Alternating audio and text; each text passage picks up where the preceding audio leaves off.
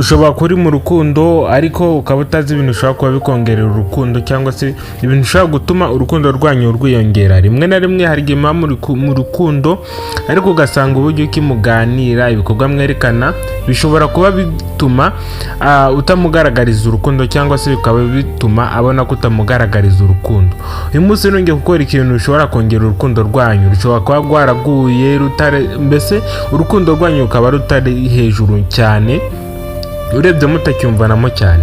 Uyu munsi ngiye gukora ibintu byongera urukundo, ariko ndagushishikariza gukanda subscribe niba utarayikanda kugira ngo ujye ubasha kubona ibiganiro ducisha kuri uno muyoboro, nanjye ubategurira nkanabibagezaho. Nitwa Aime, iyi yitwa Aime Heart, muhawe ikaze. Ikintu cya mbere cyongera urukundo, amagambo abe ahuye n'ibikorwa. Niba umubwiye uti ndamukunda, mwereka ibikorwa bimwereka ko umukunda. Irinde kumwereka ko cyangwa se irinde kumwereka ko utamwitayeho.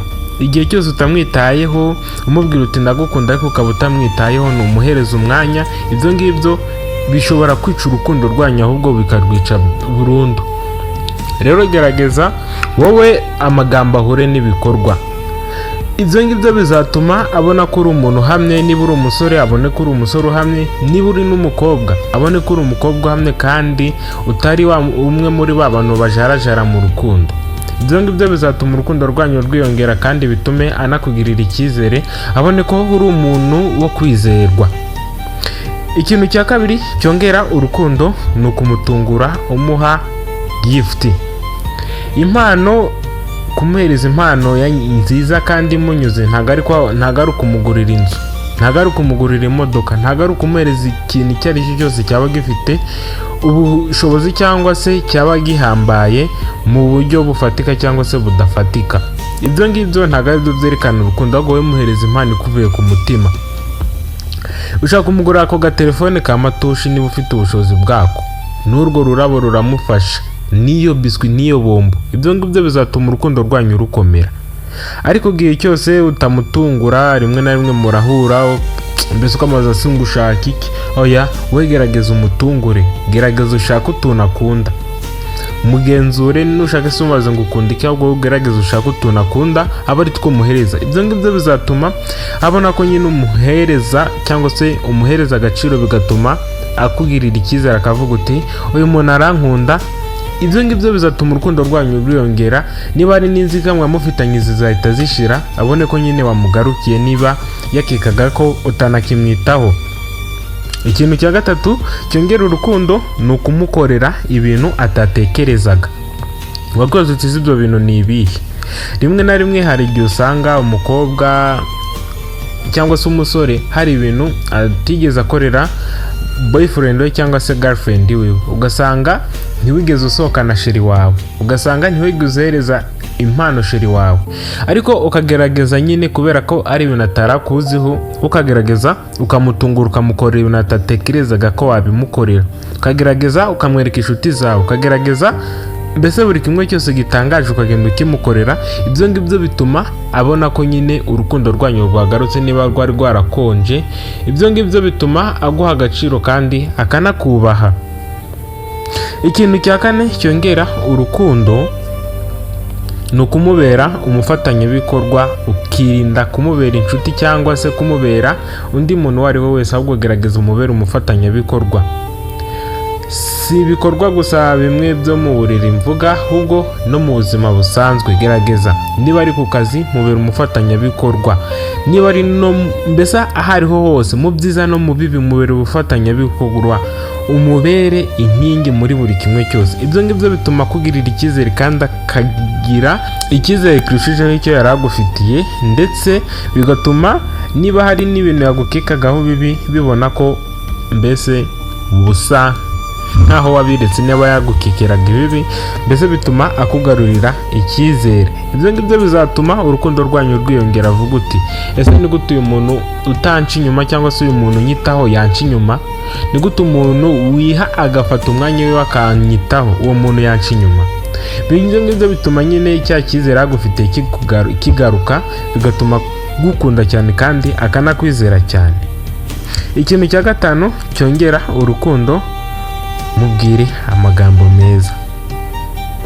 Rimwe na rimwe abakobwa igihe baganiza abasore, gerageza umusore ushaka kumwima wenda ko muryamana, ariko ukagerageza ukamubwira utugambo twiza dutuje umutera imitomo. Abakobwa sinzi ukuntu Imana yabaremye, ariko igihe cyose uganije umusore niyo yaba atari romantike agerageza kuba romantike. Uzi ko niyo yaba ari nk'umusirikare ushaka kumutera imitomo ukamubwira utugambo, ukibuka yanagupfukamira gusaba imbabazi. Rero umukobwa agerageza ubwire boyfriend wawe utugambo twiza, umutege, mbese buri kimwe cyose ugenda umubwira neza. Ibyo ngibyo bizagufasha mu gutuma urukundo rwanyu rukomera kandi bitume abona ko nyine umukunda. Utwo tugambo gerageza udusore, bizatuma kugirira icyizere. Ikintu cya gatandatu cyongera urukundo ni ukumurutisha abandi.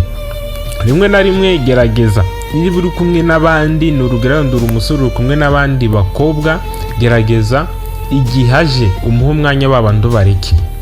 Nawe wa mukobwa we, igihe uri kumwe n'abakobwa bagenzi bawe ukabona sheri wawe, gerageza umuhe umwanya umurutisha abandi. Mwana agenda umuratira inshuti zawe, buri kimwe cyose nyine ukagenda umwereka ko ari we nyambere, kandi ukagenda umwereka ko umuha agaciro no mu nshuti zawe zikanakumenya. Rero igihe cyose usanga cyangwa se ugasanga ukunzwe mu buryo nk'ubw'urumogi. Urumogi ni rwo usanga abantu barunwa baruhisha. Rero nawe uzacunge neza utazasanga ukunzwe nk'urumogi, kuko igihe ukunzwe icyo ndakurahiye ntabwo urukundo rwawe rwazagera kure. kandi ni inama nkugiriye, gerageza wowe urutishe sheri wawe abandi, bizatuma kugirira icyizere. Ikintu cya karindwi kizatuma urukundo rwanyu rukomera, irinde kumurutisha abandi cyangwa se kumuca inyuma. Ibyo ngibyo bizatuma abona ko umukunda cyane. Igihe wamurutishije abandi, ikindi kandi ukirinda kumuca inyuma. Irinde kumurutisha abandi ndetse no kumuca inyuma. Ibyo bintu nibyo bisenya ingo igihe ibyo bintu utabyirinze.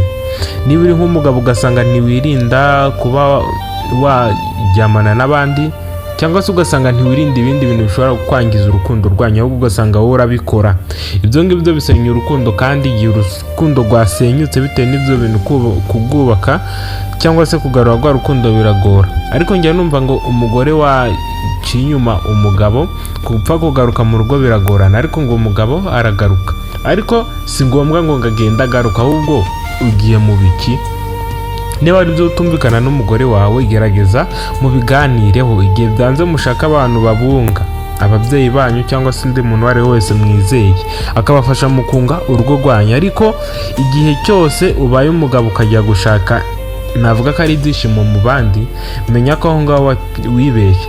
Ariko rimwe na rimwe usanga n'aba bantu usanga bajya guca inyuma abagore baba ari babantu usanga baba barakurikiye imitungo, ugasanga aravuze uti uyu mukobwa ngiye umushaka iwabo bazadukoreshereza ubukwe, buri kimwe cyose bagidukoreshereze, n'inzu bazayitugurira, ariko ngiye iki gikorwa cyabo sinyikunda. Ugasanga umusore ashatse umugore ariko afite intego zo kugira ngo ibyo bintu bimwandikeho, then nyuma uzasange ari kubabaza wa mugore cyangwa se wa mukobwa. Ibyo ngibyo si byiza. Rero ibyo ngibyo bishobora kwangiza urukundo, ahubwo gerageza wowe ushakane n'umuntu ukunda kandi mwiyumvanamo. Ikintu cya 8 cyongera urukundo, mukundere famiye yiwe cyangwa se umuryango wiwe. Igihe cyose umukundiye famiye yiwe bituma nyine abona ko umuha agaciro kandi ugaha agaciro ababyeyi biwe. Ibyo ngibyo bituma abona ko umwitayeho kandi umukunda. Ikintu cya 9 cyongera urukundo, sengera urukundo rwanyu urwereke Imana. Ibyo ngibyo bizatuma buri kimwe cyose Imana ikibafashirizamo kandi bigatuma urukundo rwanyu rugera kure. Ibyo ngibyo bituma akugirira icyizere, akavuga uti uyu muntu arankunda. Imana baragenda ikaburimamo icyizere. Igihe cyose mupfukamye mugasengera urugo rwanyu, nyine muranafatikanya. Ikintu cya 10 cyongera urukundo, ba umunyakuri buri gihe. Ibyo ngibyo bituma urukundo rwanyu rukomera. Niba ubwiye madamu wawe ngo ngiye ku muhanda, aba ari ku muhanda ugiye, ntugiye mu kabari, ntugiye wenda ugiye guhagarara ku muhanda ureba uko hameze. Ibyo ngibyo bituma umugore akugirira icyizere kandi bigatuma urukundo rwanyu rwiyongera. Igihe cyose wirinda kumubeshya ikintu icyo ari cyo cyose. Nizo ngibyo nari nabateguriye uyu munsi, ariko ndagushishikariza gukanda subscribe niba utarayikanda kugira ngo ujye ubasha kubona ibiganiro ducisha kuri uno muyoboro. Nanjye bategurira nkanabibagezaho. Nitwa Aime, iyi yitwa Aime Heart. Mwakoze kureba iyi video.